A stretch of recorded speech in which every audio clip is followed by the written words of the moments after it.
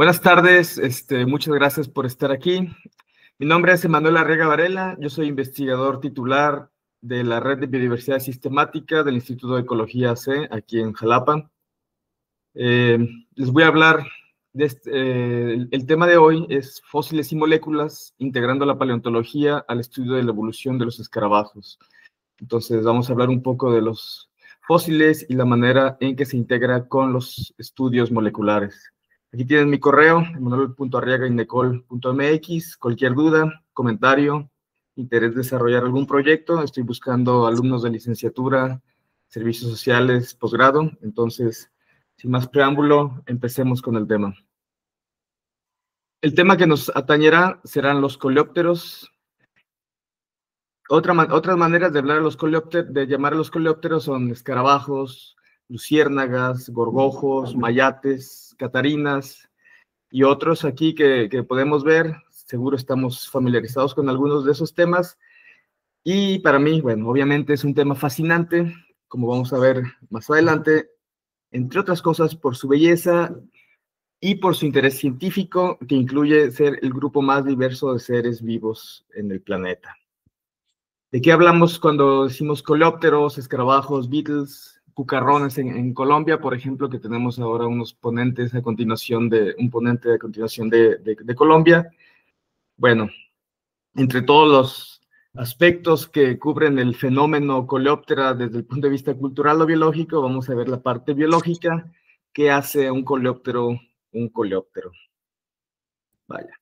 Entonces, como primer acercamiento a los coleópteros o escarabajos, tenemos que son insectos. Como si tenemos un poco de conocimiento de la morfología general de los insectos, son artrópodos que tienen 6 patas, antenas y generalmente 2 pares de alas en el meso y metatórax.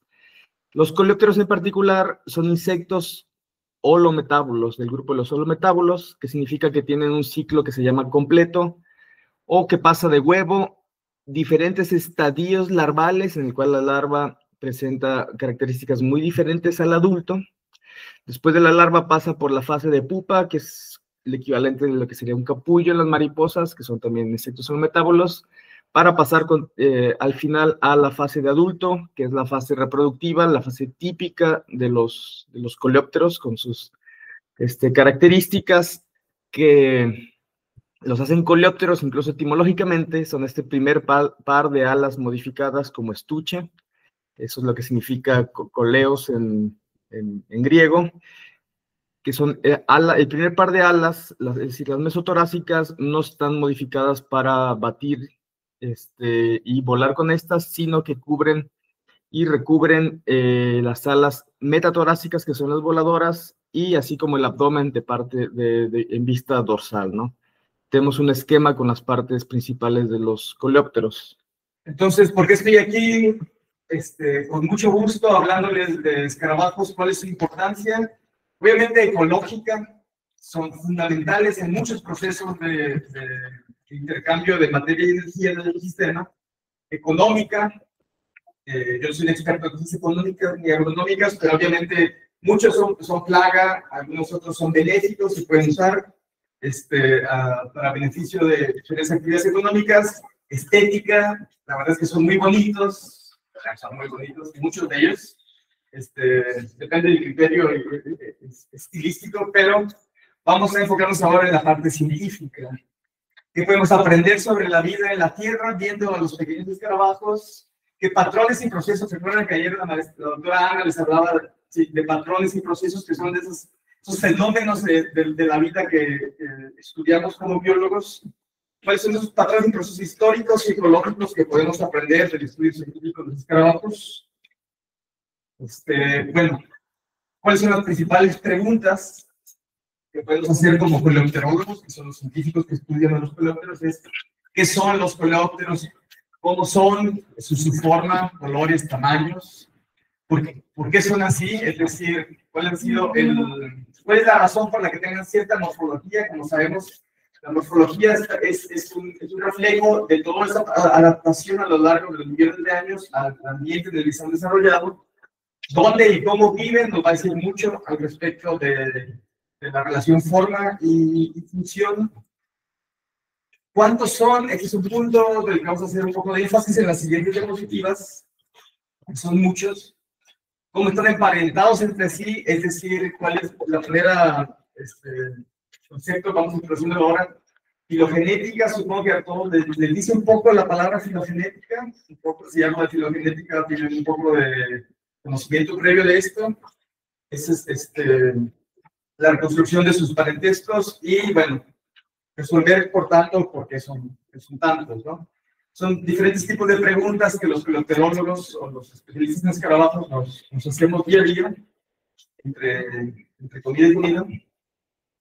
Entonces, ¿por qué hay tanta gente, estudiantes escarabajos relativamente comparado con la gente que trabaja en pulgas o otras cosas? Para empezar, insectos en general son 80% de las especies del planeta son insectos. Esto tal vez ya lo sabemos. Casi el triple del número de plantas, muchísimo más peces, aves y se digan mamíferos, para comparar algunos de los principales grupos.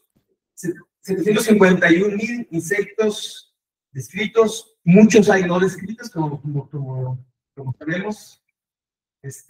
Y de esos 751,000, 800,000, dependiendo de diferentes conteos, casi la tercera parte son los famosos escarabajos, los coleópteros.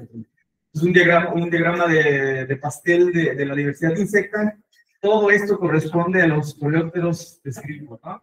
228,000 especies, también diferentes fuentes van a citar más o menos, y una gran proporción, 4, 5 veces más que nos queda por descubrir. Entonces necesitamos más coleopterólogos, ojalá esto sirva para reclutar más especialistas en el grupo. Está a tiempo de corregir como biólogos. Una pregunta muy interesante, muy importante, que está ligado al proceso evolutivo es, bueno, son un montón, pero ¿por qué son tan diversos? ¿Cuáles han sido las diferentes teorías que se han planteado para tratar de responder esta pregunta? Algunas, por ejemplo, es coevolución con plantas y flores. Plantas también hay un montón de plantas, ¿no? Entonces, como saben, la coevolución es, ayer creo que lo vimos un poco con la doctora Carolina, es más o menos algunos insectos pueden ser parásitos o mutualistas o simbiontes de plantas, y si las plantas están diversificando mucho, por ende, los insectos, los coleópteros en particular, que se alimentan o que están asociados a ellos, van a diversificar o especiar, o sea, ganar especies. Una especie, como dicen, dos paralelamente, como un reflejo de esto, ¿no? Entonces, el gran boom de las angiospermas se propone por algunos como el gatillo de la diversificación de los coleópteros, ¿no? Hay otras teorías como transferencia horizontal de genes, innovación enzimática, es decir, alguna novedad que los coleópteros adquirieron en cuanto a su maquinaria bioquímica que les hizo ser más resistentes y a la vez ganar más especies. Es una hipótesis. Son versátiles ecológicamente y tienen innovaciones clave. Una de esas innovaciones clave que muchos le atribuyen el éxito de los escarabajos son los élitros. Los élitros, esos bichitos, les permite vivir, por ejemplo, entre las piedritas, debajo de la hojarasca, en el suelo, lugares donde otros insectos que tienen esas alas mucho más frágiles no van a poder acceder porque se les rompen al meterse por ahí, ¿no? Entonces, otra hipótesis es, radiaron adaptativamente y se especializaron, esa está obviamente ligada a la primera, es decir, han encontrado a lo largo de su evolución el momento y el punto exacto para colonizar un set de nichos o respuestas evolutivas ecológicas diferentes que les permitieron especializarse. Y una que particularmente está ligada a lo que vamos a ver es, para empezar, porque son muchos que han tenido mucho tiempo de adquirir especies a lo largo del tiempo. Tienen más de 300 millones de años, vamos a ver ahora, entonces han tenido capacidad de ganar muchas especies, mientras que no se extinguen tantos como otros grupos, por ejemplo, ¿no? Tal vez ligado a las otras series. Esas hipótesis no necesariamente es que es una o una, obviamente están ligadas entre sí, y entonces estas características de los escarabajos o de los insectos en general están ligadas entre sí como una posible respuesta a la pregunta ¿por qué son tantos? Antigüedad. Vamos a hablar de fósiles, entonces, para empezar, uno de los principales ejes de los que vamos a estar hablando es el tiempo, ¿no? En estas próximas diapositivas, ¿no? Entonces, si estudiamos la historia evolutiva de los escarabajos a través del estudio integral de los fósiles, su morfología, así como las moléculas de los escarabajos actuales, que son un legado del pasado, está íntimamente ligado. Podemos responder estas preguntas. Por ejemplo, vamos a ver en estas diapositivas qué tipos de fósiles de coleópteros existen, los principales, cómo se estudian. Vamos a ver rápidamente cuáles son las herramientas tecnológicas, sobre todo de su estudio. Los principales yacimientos fosilíferos, particularmente en cuanto al ámbar, que es la mejor fuente de escarabajos fosilizados. Un poco de las principales hipótesis moleculares que son las más actualizadas sobre la filogenia, sobre el árbol genealógico de los escarabajos, y el papel de los fósiles, como dice el título, para darle la dimensión temporal a estos árboles filogenéticos. Vamos a ver un poquito de los tipos de calibración, es decir, cómo se usan esos fósiles para darle la dimensión temporal a la evolución. Solamente tengo como media hora, vamos a ser bastante soneros, pero si hay dudas y esto al final podemos preguntarles. Y para empezar, vamos a ver qué es el mentado fósil o no. Y vamos a saber a qué está relacionado. Tenemos que tener cierto rigor científico para saber más o menos a qué se parece este bichito, ¿no? De los que están actualmente viviendo, ¿no? Entonces, tenemos aquí, esta es una síntesis de muchas cosas de las que estoy diciendo, y los principales ejemplos de los que vamos a estar hablando. Es una síntesis de las hipótesis filogenéticas basadas en molecular, así como los descubrimientos paleontológicos. Este artículo de Rolf Beutel del 2022, algo así, no recuerdo exactamente. Pero bueno, tenemos aquí que los escarabajos se originaron cerca del Carbonífero, aproximadamente hace 300 y tantos millones de años. Estas líneas grises son los linajes fósiles que se han encontrado que no llegan a la actualidad, ¿no? Vamos a ver a partir de ahora este famoso eje, el eje del tiempo, la línea geológica. Este es el pasado. Los que llegaron aquí son los ganones, y los que están aquí han sido linajes extintos, ¿no? Entonces tenemos que en la base de los coleópteros hay unos fósiles,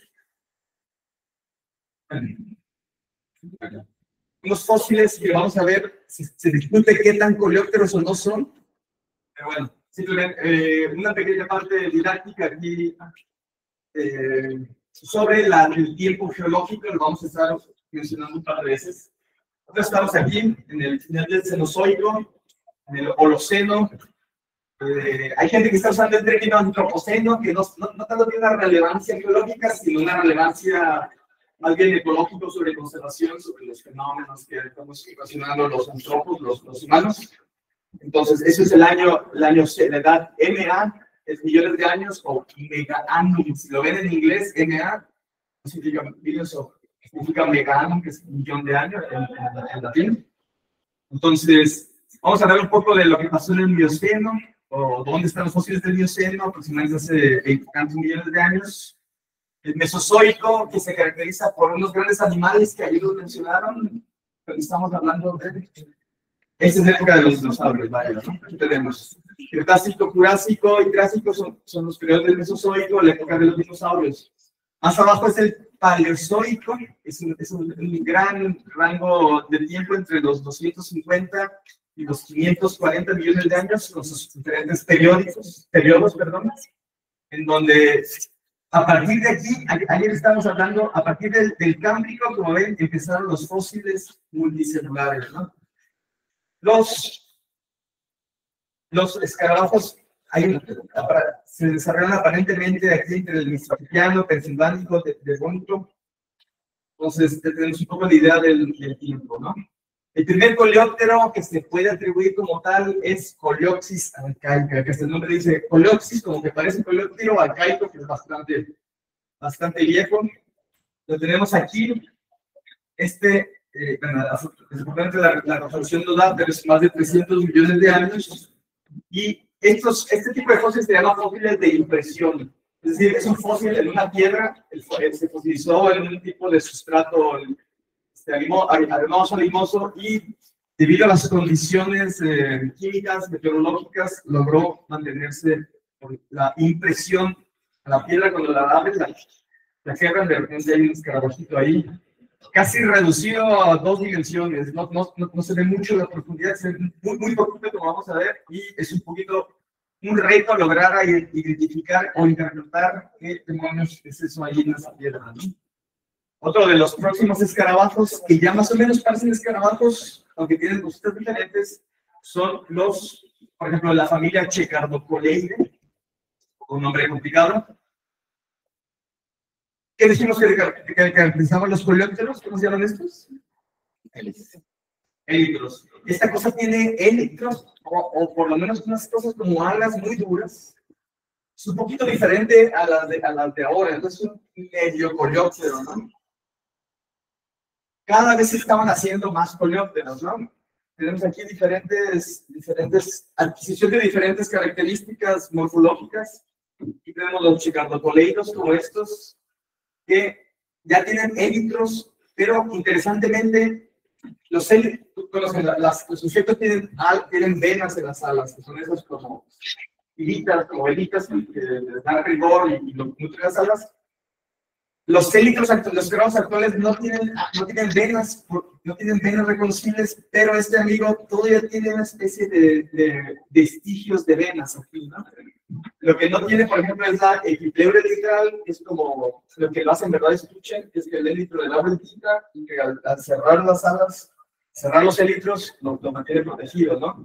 Eso pasó después en la evolución, que es la otra familia fósil del térmico, en donde hay posteriormente otras adquisiciones morfológicas como las venas en vez de hacerse así reticuladas, ya se convirtieron en paralelas, que es hasta donde llega el vestigio de venas, actualmente, ¿no?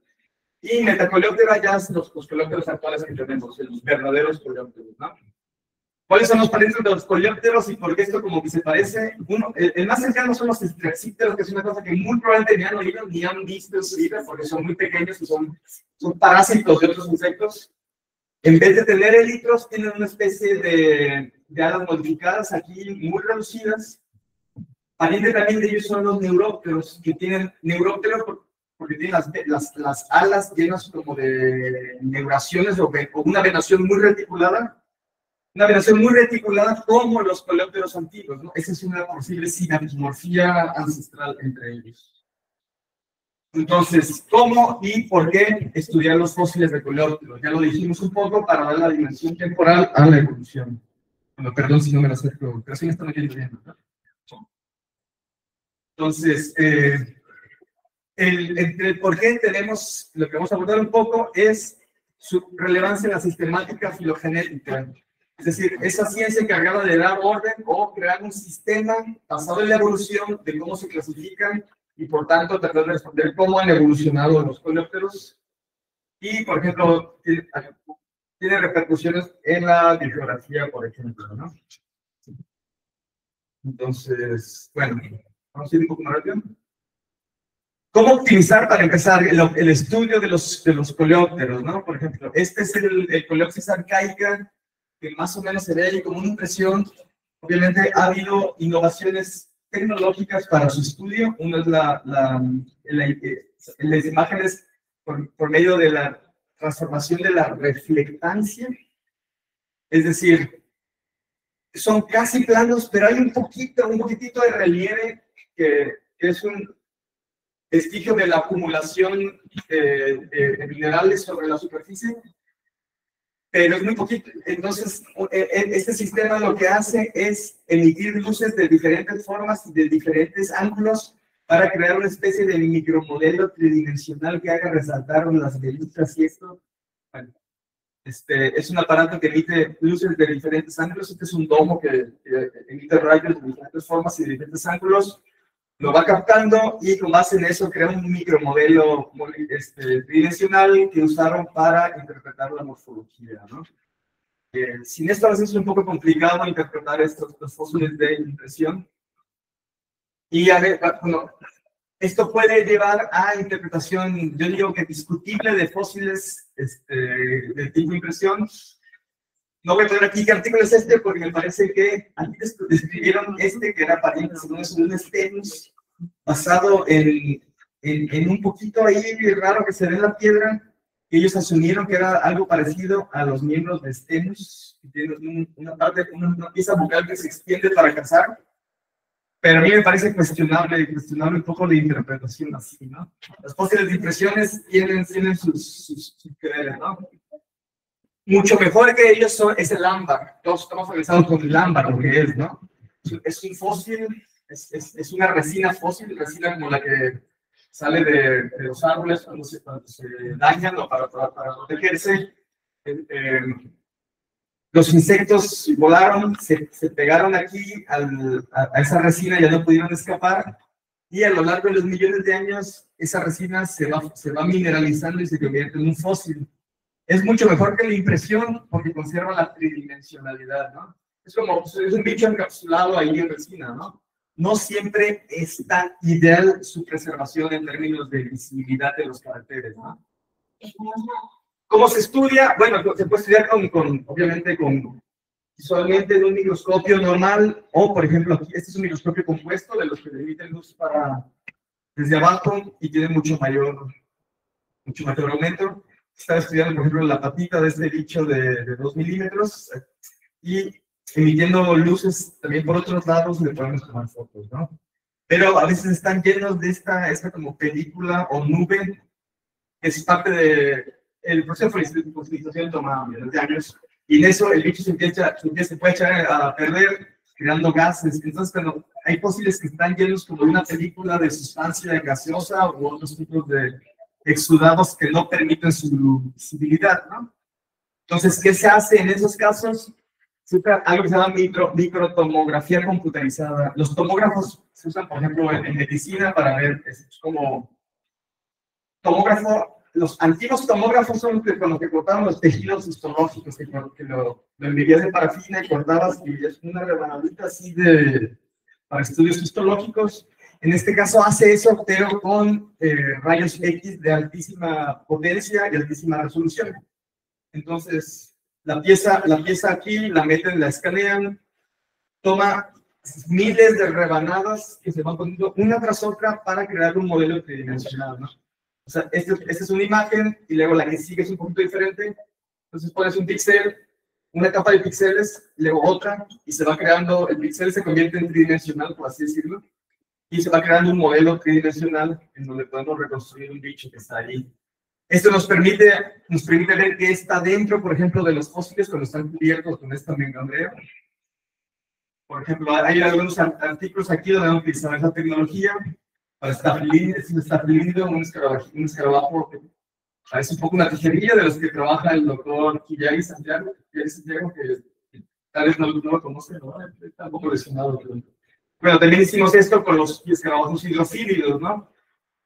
Por ejemplo, aquí estaba este escarabajo, como que se echó a perder antes de que se pudiera encapsular totalmente y su visibilidad era muy parcial. Entonces se escaneó para poder reconstruir un poco su morfología, la forma del prosternón, los palmos labiales, las patitas, todo eso. Entonces, bueno, este es un caso interesante que vamos a ver al final. También hay otro tipo que es escarabajos que están, en vez de en ámbar, están embebidos en popó de dinosaurio, ¿no?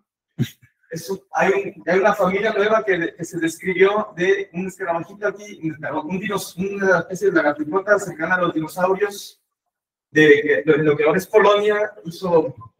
Aparentemente vivía cerca de pantanos, como estaba comiendo algas, y eso se llevó un montón de escarabajitos de un milímetro, que esos escarabajos nadie los ha visto, pero están ahí embebidos dentro de la matriz pétrea, que es un coprolito, que es un fósil, como los que hablaban ayer. Para estudiarlos se necesita unas fuentes de energía, que es un sincrotrón, que es un acelerador de partículas, para crear la potencia para poder escanear ese tipo de piedras, ¿no? Y tener una resolución entre la matriz de la piedra y los microbichitos que están ahí bebidos, ¿no? Este amigo quedó aquí, que realiza hace 220 millones de años. El ámbar, que es el que está el boom de diferentes tipos de ámbar, ¿de dónde vienen particularmente? Geográfica y temporalmente. Vamos a hablar principalmente de lo que le llaman burmita que se encuentra en el país de Birmania o Myanmar, que es otro nombre que se le puede encontrar al país. está aquí entre China y Tailandia. Hay otros fósiles del Cretácico de hace 100 o 120, entre 100 y 120 millones de años en Francia, en Líbano. Están los del Eoceno, aproximadamente 50 millones de años, de la región del noreste de Europa, el mar Báltico, Ucrania, y unos poco más recientes, donde tenemos ámbar mexicano de Chiapas y dominicano de República Dominicana. Hay muchos otros yacimientos, se acaba de explorar uno en Texas, en Colombia también hay unos yacimientos importantes que están muy poco estudiados, pero vamos a hablar un poco más de estos tres. Realmente estamos en el boom del estudio. Si ven errores fotográficos es porque me los corrigió porque está en inglés. Boom del estudio del ámbar de Myanmar o Birmania, Cretácico medio, más o menos 98 millones de años, cuando los dinosaurios reinaban en la Tierra. Casi cada semana está saliendo un nuevo artículo del el escarabajo más antiguo de tal familia, de tal subfamilia, sobre todo por especialistas chinos que tienen acceso a las minas ahí de Birmania. Entonces, estos fósiles son los que muchas veces están utilizando como puntos de calibración. Así es como se veía el planeta hace 99 millones de años, en el Cretácico medio. Estos pedacitos aquí del continente de México y Birmania es más o menos lo que queda por aquí antes de que se pegara, ¿no? 50 millones de años después, ya el planeta iba agarrando una formita más reconocible. Entonces, así es como se veía en el Eoceno. Y recuerden, esta región de aquí de Europa es lo que se conoce ahora como la región del Báltico, ¿no? De donde viene el ámbar, ha sido el más estudiado a lo largo del tiempo porque este ámbar ni siquiera tienen que cavar minas, sino que aparece en las playas, ¿no? Probablemente toda esta región estaba llena ¿cómo se llama? De bosques, que eventualmente los fósiles fueron llevados al mar, entonces por eso aparecen las costas, y como el ámbar flota, a veces es menos pesado que el agua, lo podemos encontrar en las costas. Aquí, este que tiene más de 10 años y describían, hacían el conteo de 434 especies, pero actualmente llevan como 700 u 800 especies descritas de estos yacimientos fosilíferos, ¿no? Las afinidades evolutivas de esta fauna del Eoceno son bastante peculiares, bastante interesantes. Por ejemplo, nosotros estudiamos estos fósiles de hidrofílidos, que son escarabajos acuáticos o semiacuáticos, y pudimos encontrar que la fauna del Báltico tiene afinidades ya sea con la parte ártica o paleártica, cerca del oriente, o incluso con zonas, alguna fauna que vivía en lo que ahora son bosques bastante fríos. Los países más cercanos se encuentran en las zonas tropicales como del Congo, de Venezuela o de Australia, por ejemplo, ¿no? Entonces es un enigma, ecológicamente, geográficamente, históricamente es un enigma o es muy interesante lo que pasaba en el Eoceno, ¿no? Hay un caso que me gusta mucho. Este escarabajo que se llama Electribe, de una familia un poco rara, Artematopodidae, lo encontraron en los fósiles del Báltico de 50 millones de años y lo describieron. Pero este es un género fósil. En alrededor del 68 lo describieron.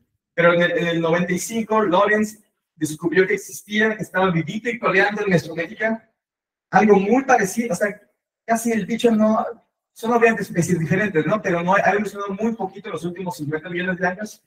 Y antes estaban por acá en el Báltico y ahora está aquí. De hecho, a unos poquitos kilómetros hay una especie de Electribis relictus que les describimos. Interesantemente, hace unos pocos años se describió que en el ámbar de México del Mioceno, cerca de 24 millones de años, ya estaba Electribis. Es decir, de 50 millones de años, ¿qué pasaba geológica y climáticamente? Estamos aquí cerca entre el máximo termal del Eoceno Paleoceno y del medio Eoceno, perdón. Estos son grados, son cerca de 12 grados más en promedio la temperatura que había. Entonces, lo que ahora es Europa, imagínense esa temperatura que tienen ahora, porque están como a 5 grados, estaría como 17, es decir, debido a los cambios globales de una escala muy grande temporal, los ecosistemas que antes había en esas latitudes ahora se encuentran a casi, pues aquí cerca de Jalapa, en Centroamérica, hasta cerca del Ecuador, ¿no? Entonces estamos hablando que los fósiles nos están dando ese punto de vista que corrobora estudios físico-químicos de la química del planeta, ¿no? Este ámbar mexicano del Mioceno en Chiapas, principalmente Simojovel o Tololapa, así se llaman las localidades, tiene 24 millones de años, 20, 26, no se sabe exactamente, es un poco difícil de datar el ámbar en general. Desafortunadamente no se ha estudiado tanto como se estudiara. Hay cerca de 30 especies de escarabajos descritas, entre ellas, esta porque me gusta bastante, es un Diceroderes, es un tenebrónido que tiene cuernos, que tiene pronoto, y que también, estos parientes actuales también viven aquí cerca de Jalapa, también como para los bosques de Tlalnehuayocan en las faldas del bosque de Perote, ¿no? Entonces, esto nos habla que los ecosistemas que había en Simojovel hace 24 millones de años son muy parecidos a los que había ahorita, ¿no? Simojovel ahorita es un poco más tropical que lo que hay ahorita, entonces habla de esos vaivenes del clima, ¿no? Entonces, haciendo énfasis a la pregunta, ¿por qué y para qué estudiarlos? Entonces, la dimensión temporal de la evolución del orden más diverso y hermoso del reino animal. Entonces, vamos a ver esto en acción, ¿no? ¿Cuáles son las principales hipótesis filogenéticas sobre Coleóptera? Estas se van a basar principalmente en moléculas. Por un lado está el boom del ámbar de Birmania a los locos paleontólogos, pero en general estamos viendo el boom de los estudios genómicos. Ahorita ya todos, si no tienes millones de pares de bases en tus estudios, estás antiguado. Si no tienes unos datasets incalculables con tu computadora, estás totalmente fuera de la jugada. Sin embargo, aún los fósiles siguen siendo muy útiles como los puntos de calibración temporal. Cuando no es un árbol filogenético con diferentes inferencias, vamos a hacer un poco, una diapositiva un poco llena de texto didáctico de los tipos de optimización de los caracteres. Normalmente tienes este árbol que no tiene este eje temporal, ¿no? Sino que la rama más larga es la que acumuló más mutaciones. Su ADN es un poquito más diferente a los otros. Entonces necesitamos estos puntos de aquí, que son los fósiles que se usaron como anclaje para darle, por ejemplo, esta divergencia, déjame quitar la resolución muy mal. Esa divergencia no puede ser más nueva que tanto, porque ya había un fósil que parece que era de ese grupo. O sea, no puede ser más nuevo porque ya hace 50 millones de años existía el famoso Diceroderes o cualquier otra cosa, ¿no? Entonces, computacionalmente anclas ciertas divergencias y te va a dar esto, que es un árbol con la famosita escala temporal, ¿no? Todos aquí, en este eje, porque todos están viviendo en el punto de ahora. Y, por ejemplo, este punto de divergencia entre, por ejemplo, este linaje y este otro linaje, pasó aproximadamente un tanto, ¿no? Eso es la datación o calibración temporal. Antes se usaba un poco también tasas de mutación de ciertos genes, pero como ya tenemos, vamos a ver, hay estudios con 4.000 genes, no se sabe cuáles son las tasas de mutación, es imposible calcular eso ahora, entonces se usan el anclaje con fósiles u otras calibraciones secundarias que vienen de otros anclajes de otros trabajos con fósiles, ¿no? Entonces dependemos de los fósiles. Hay dos estrategias, este es un poquito más avanzado, pero dos estrategias para datarlos, ¿no? Una es, se llama el datado de nodos o no dating, cuando nosotros asumimos lo que nos parece que es ese fósil. Entonces, este fósil parece tal cosa, entonces nosotros le vamos a decir, este fósil me va a dar la edad de este clado entre tanto y tantos años, ¿no? Ese requiere estimar la posición filogenética, aunque sea a ojímetro del experto taxónomo de los fósiles, y se le asignan las edades geológicas, ¿no? Y el otro, vamos a ver un poquito, es el tip dating, en donde no estamos asumiendo a priori la posición del fósil, sino que estamos haciendo un análisis simultáneo de evidencia total de los caracteres morfológicos de los fósiles contra los caracteres morfológicos de los bichos actuales para depende de donde caiga en el análisis el fósil, es la edad que le va a dar la clave, ¿no? Eso sería un poco más ideal, aunque es un poco difícil, porque implica hacer una matriz morfológica a la vez que la gran matriz molecular que ahora se tiene, ¿no?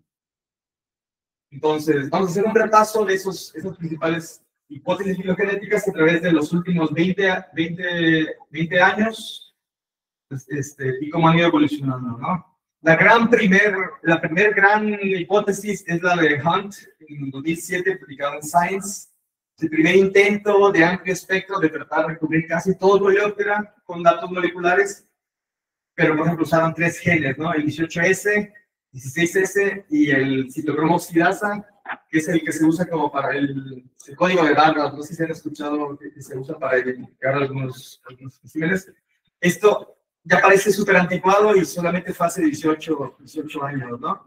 Se usaron solamente 8 puntos de calibración, pero bueno, es parte ahora de la historia, ¿no?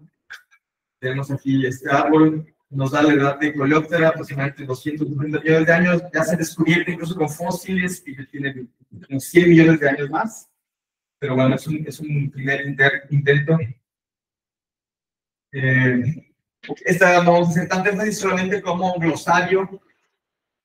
Cuando tenemos datos moleculares de tanto tamaño, se utilizan 2 criterios, sobre todo de optimización de los caracteres. O sea, tenemos una gran matriz de este bicho tiene tal, entonces tenemos que tener un algoritmo, una manera de calcular cómo tener las opciones más viables o verosímiles o probables.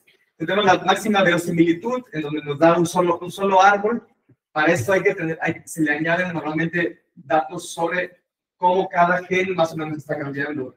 Tenemos la información molecular de ADN son 4 opciones en cada posición: adenina, citosina, guanina y tirina.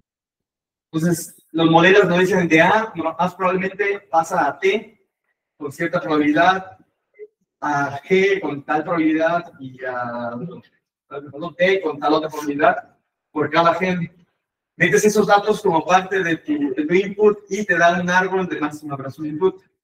Diferencia bayesiana es un poco, la lógica es un poco al revés, pero esto te genera millones de árboles de los cuales se reconocen probabilidades de que tales clados, según sus valores de verosimilitud, son más probables o no. Tal vez lo van a entender ahora, o si ya lo conocen, pero si no, les puedo pasar la diapositiva. Las diapositivas si me escriben al correo. Y de todos modos, son cosas un poco de estadística, que hay que saber un poquito, aunque no necesariamente tanto. Vale. Eso no es con molecular, pero tiene relevancia que vamos a ver. Es el trabajo integral más profundo sobre la morfología de Coleoptera, ¿no? Este es el resultado del trabajo de John Lawrence. John Lawrence tiene 90 años ahorita.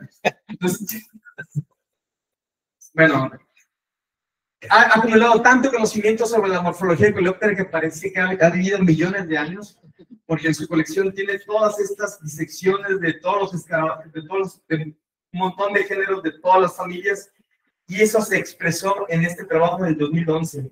Esto sigue siendo el mejor acercamiento basado en morfología para dilucidar la evolución de los coleópteros.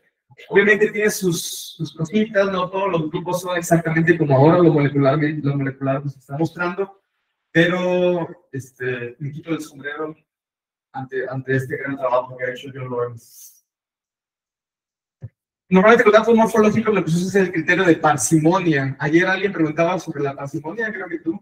Es el criterio que trata de reconstruir esa distribución de caracteres que tienes en tu matriz, tratando de maximizar la simplicidad de la evolución. Es decir, si tenemos que de un carácter A a B, asumimos que pasó de A a B. No asumimos que pasó de A a B, luego otra vez a A y otra vez a B. Es decir, no significa... eso no implica que diga que la evolución siempre es simplista. Sí puede pasar de A a B y de otra vez a A y otra vez a B, pero se asume como lógico siempre preferir las explicaciones que requieren menos pasos en la evolución, ¿no?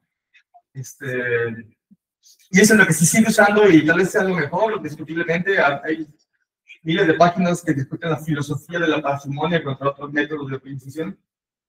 Pero bueno, ya un poco más adelante, espero que no tenga un poco el tiempo, ¿no?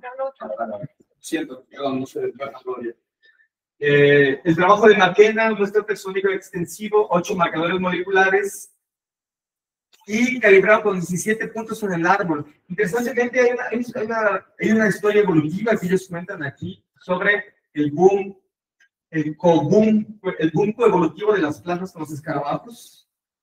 Sin embargo, bueno, aquí tenemos los resultados. Esto fue con 8 marcadores moleculares.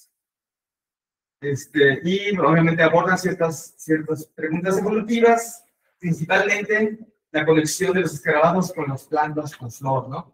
Porque dentro de los grupos de escarabajos más comunes son los que viven asociados a flores, como los isoméridos, que pueden ver aquí entre las flores plantas, los curculeómidos, que son los gorgojos, y otros grupos de estos, como los mayates.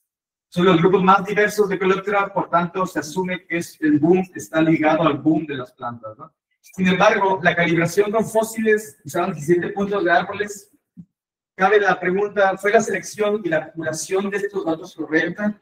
Esa selección siguió los criterios, por ejemplo, de Parham y colaboradores, de basar las calibraciones en escarabajos que están, por ejemplo, totalmente seguros que sea tal grupo, entre otras cosas, ¿no?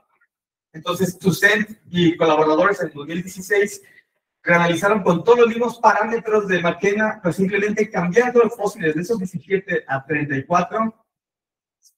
Cambiar, sí, por eso tiene este nombre así, el peligro de datar. O sea, es un poco de juego de palabras, porque en inglés dating, como dicen, como a tener citas con el país, ¿no? Un poco de el peligro de tener pegue como si trabajamos. Entonces, simplemente recalibrando los fósiles, encontramos edades casi 100 millones de años más antiguas de lo que McKenna estaba encontrando, que ya no se acomoda tanto a la narración que daba McKenna de que coincidiera justamente el boom de estos escarabajos con el boom de las plantas, ¿no? No quiere decir que nosotros pensábamos que esta es la verdadera verdad. Simplemente es una llamada de atención a la sensibilidad de las hipótesis, a la selección de los fósiles, ¿no? Bueno, Chang en el 2018, los primeros intentos relevantes, ya una secuenciación masiva, son 95 genes que codifican para proteínas. Y bueno, ellos vieron otras edades, por ejemplo, Toussaint, que es esto del peligro de los dating beetles, sigue siendo muy viejo, ¿no? Pero fue un experimento. Ellos tienen unas edades un poco más intermedias entre lo de McKenna y lo de Toussaint. McKenna volvió a hacer algo, pero ya a nivel genómico. Estamos hablando de 4.818, ya se disparó la cantidad de genes de aves, ACT, por millones, ¿no? Entonces, ellos tienen otras edades aquí, y utilizaron 57 puntos de calibración. Ya el grupo de McKenna entendió que se tiene que hacer un poco más de puntos, mucho más grados. Y actualmente ese es como el que se está usando más, porque hicieron varios cambios a la taxonomía, aunque es un reanálisis de lo de Chang del 2018, en donde son esos taxones, y utilizaron también 57 puntos de calibración temporal, ¿no? Aquí es el que se está usando porque hay un poco de cambios ya en la clasificación de las superfamilias, entonces es la clasificación que se está siguiendo actualmente. Aquí de nuevo, esta es la edad, y estos son los diferentes estudios, el de Hunt, el de McKenna, el de Toussaint, el de Chang y el nuevo de McKenna. Los de Toussaint siguen siendo un poco viejos, y en este estudio más o menos se encuentra que sí es un poco más viejo de lo que habían descubierto en los diferentes grupos de McKenna. Todos esos son diferentes linajes, ¿no? Superfamilias o series de escarabajos, las edades, ¿no? Como las edades, dependiendo de los fósiles, van cambiando de estimaciones. Esta está la media, y las barritas es el rango de incertidumbre que puede dar, ¿no? Bueno, eso es algo que ya conocemos. Entonces, ¿cómo funciona el tip dating? Desafortunadamente en coleóptero no se ha intentado tanto, pero por ejemplo, estos que hizo con estos escarabajos que son acuáticos y están bailando como en la superficie del agua, y lo que hacen es añaden una tabla de los caracteres morfológicos para todos los bichos, incluyendo los fósiles y datos moleculares para los artrópodos. Sería ideal que pudiéramos sacar ADN de escarabajos en ámbar, pero Jurassic Park no se va a poder. No. Se ha intentado, no hay ADN dentro de los escarabajos, dentro de los insectos fosilizados. Entonces no podemos tener ADN de los fósiles. Entonces tenemos que ver cuál es su posición filogenética basado en la morfología. Un estudio muy detallado de la morfología. Sigue siendo relevante la morfología en esta época de millones y millones de datos moleculares, ¿no? Entonces, a la pregunta, entonces, ¿cómo saber la posición de los fósiles de cada árbol de la vida? Tiene que ser, obviamente, morfológica, ¿no? Y para que no pase los errores que yo creo que cometieron aquí estos amigos. Entonces, una es simplemente, bueno, codificas, como vimos, los datos moleculares, los datos morfológicos de tu fósil, y lo estudias, aquí es por parsimonia, comparado con los datos de la diversidad actual, ¿no?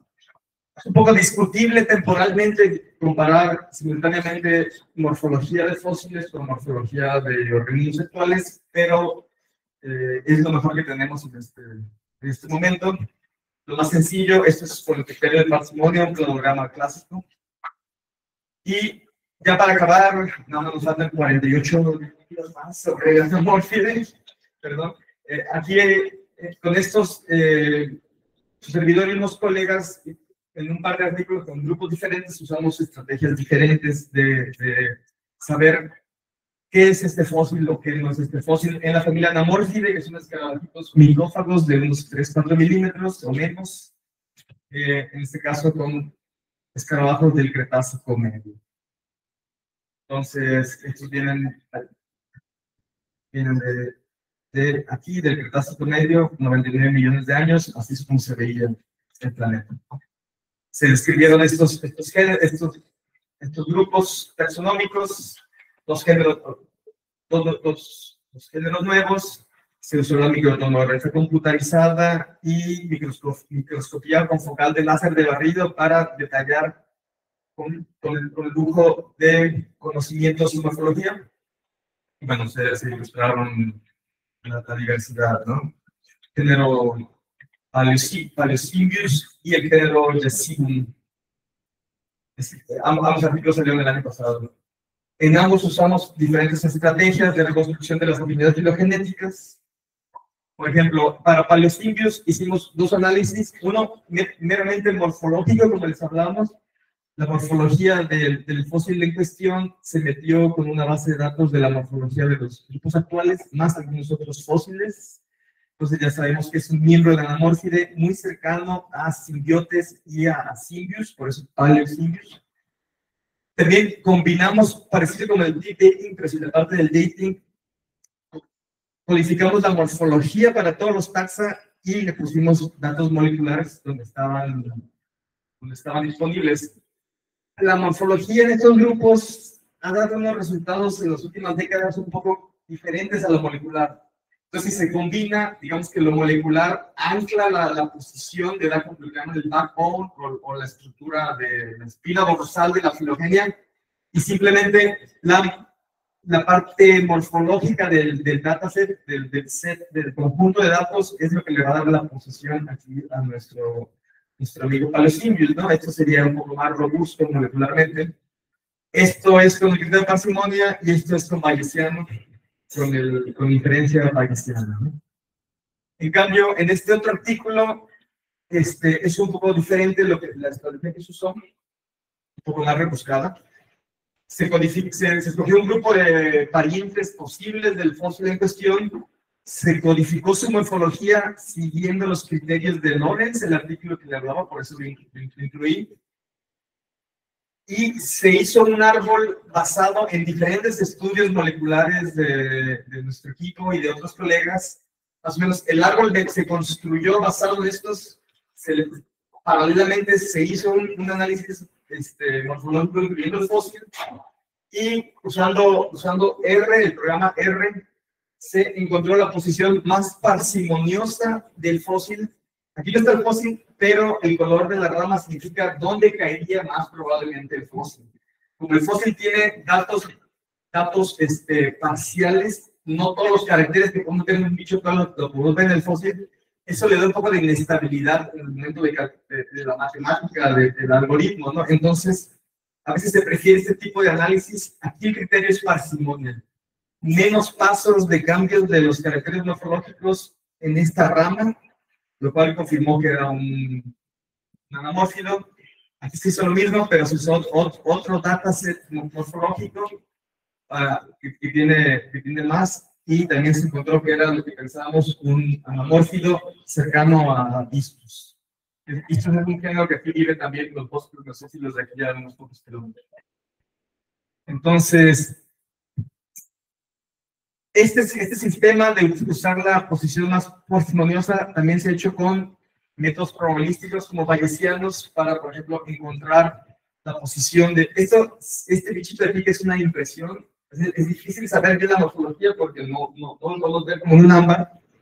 Entonces, se codificó. Quienes lo describieron decían que era un estafilídeo, un escarabajo alargadito, el estafilídeo, pero Martin Ficaccia dijo, no parece. Entonces, hay que codificar la morfología y ver, usando ese algoritmo que vimos anteriormente, pero con un criterio de inferencia bayesiana. Algo muy parecido usamos cuando describimos esta familia nueva de escarabajos en el popó del dinosaurio.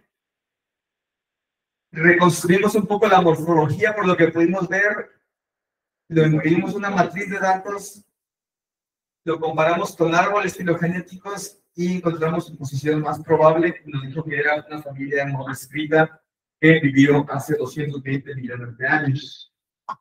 Entonces, son diferentes técnicas para hacer un poco más sofisticado, para tener una certeza de que es un fósil y poder publicarlo en una revista que tenga más puntos para el siguiente.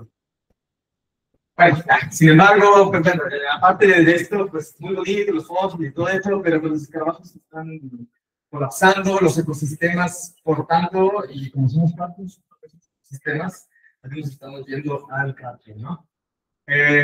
Por ejemplo, cuando hicimos esto de los fósiles de los hidrofilios terrestres, pudimos hacer un gran árbol de la tribu Megasternino, y vimos, por ejemplo, que cuando hacía mucho calor aquí, 12 grados más de lo que está haciendo ahorita, de lo que hace ahorita en promedio, los polos tenían bosques muy parecidos a los bosques mesófilos de aquí, que les permitió pasar. Hubo como 4 linajes por aquí que pasaron de Asia para acá, uno o más linajes que pasaron de América hacia acá.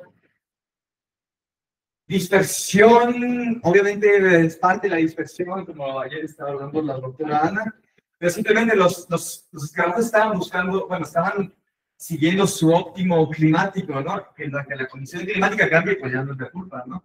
Es lo que se conoce como conservación de nicho.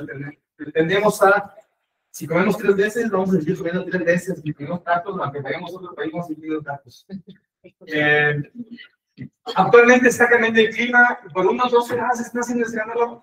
Sí, porque si hiciera 12 grados ya no, hasta simplemente aquí no hubiera nada parecido. No es comparable esos 12 grados que hizo hace 50 millones de años, con 1 o 2 grados es capaz de irrumpir la manera en la que nosotros vivimos ahorita. Es un nicho ecológico que si sembramos aquí papaya, ya maíz, 1 o 2 grados es capaz de irrumpir eso, ¿no? No va a haber selvas en Alaska por 2 grados que cambie, pero entonces tenemos tiempo para cambiar, para adaptarnos a esa tarde de grados. Entonces, cuando juzguemos a esa gente que tiene que emigrar para seguir su nicho ecológico de estar vivo y darle de comer a sus hijos, pues a veces son cosas que los mismos fósiles que parece que no tienen nada que ver nos muestran de la evolución de la vida, nos hacen ser más sensibles hacia los fenómenos humanos como entes biológicos, ¿no? Y bueno, como esto es un poco más clase, entonces ustedes me van a decir las conclusiones. ¿No? A ver, Fanny, dime la conclusión. Exacto. Vale, entonces sí, escarabajos de morfologías. Los taxónomos y eso parece que es como un ante en peligro de extinción también, pero obviamente sí tiene una gran relevancia a lo que hacemos, a lo que hacen los estudios evolutivos, ¿no? Hay muchas estrategias, muchas maneras de encontrar la posición filogenética del escarabajo.